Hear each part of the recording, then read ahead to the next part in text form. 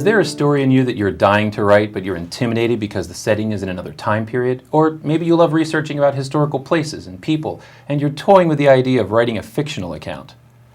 Here to offer a few tips should you decide to make the written journey into the past is Robin Levinson, author of a dozen books, including the historical fiction children's series Galley Girls. Thank you so much for joining us. Why don't we just start with how is historical fiction defined? Well, I would define it as anything that takes place in the past. It could be a few years ago, or it could be a more historical setting, really at any time, from the Stone Age, Middle Age, any time. Okay. So I know that a historical fiction author needs to do an awful lot of research. Is there some places we might go to, find resources? And I'm thinking especially something that's a little bit more out of the ordinary that our viewers might not think of.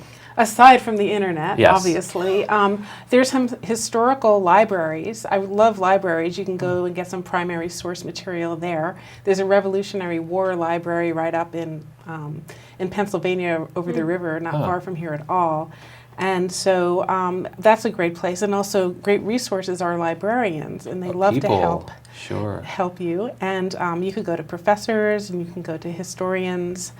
And there's a lot of resources out there. There's a lot of material. There's some great ideas. Yeah. What are some common mistakes made when one is writing historical fiction?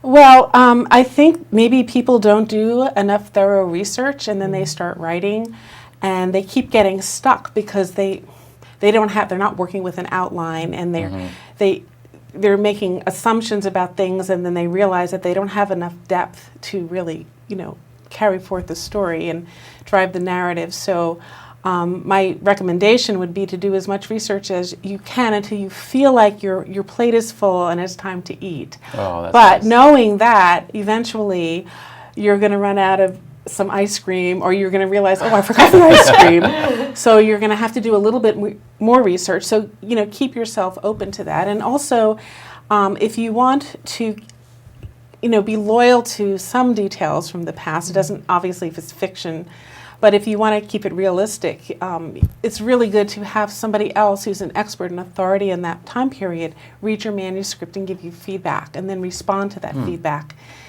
And that makes a lot of sense. I did that for all 3 of those Galley Girl books. I found experts in, very strange places, and I looked really hard for them, and it was very nice to them, and they helped me. So when you're doing your research and it comes time to doing some writing, what happens when you have a gap in between the reality versus your fiction? There must be a very fine line that you need to worry about crossing over there. It really depends. I mean, some people say that if you change one fact, then the whole thing's fictionalized. So really, you can just have the historical backdrop as kind of out there bubbling around. Or it can really drive your narrative in a much more robust way. So it's really up to you and your own creativity and how much energy you want to put into, getting into those details. Personally, a lot of choice involved. I think it gives it more authenticity if you can if you can get some really authentic details into your book. Any specific tips to be careful to not cross that line when writing historical fiction so you don't make a really big factual mistake?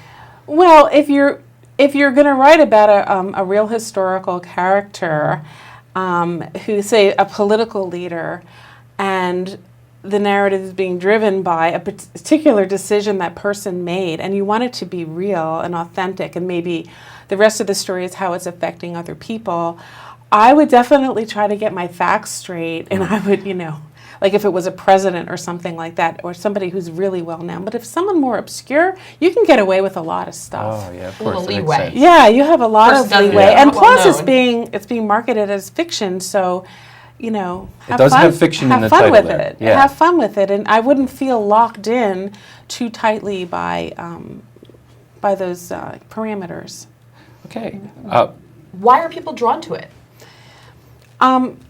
Well, I'm drawn to it. I can't speak for everybody, but I'm drawn to it because it has like that sense of realness. Yeah. And maybe I can learn something, but I'm not reading it to learn something. I'm reading it to be entertained, but it feels... It's a little bit of both, maybe. It has gravitas, in a sense, because...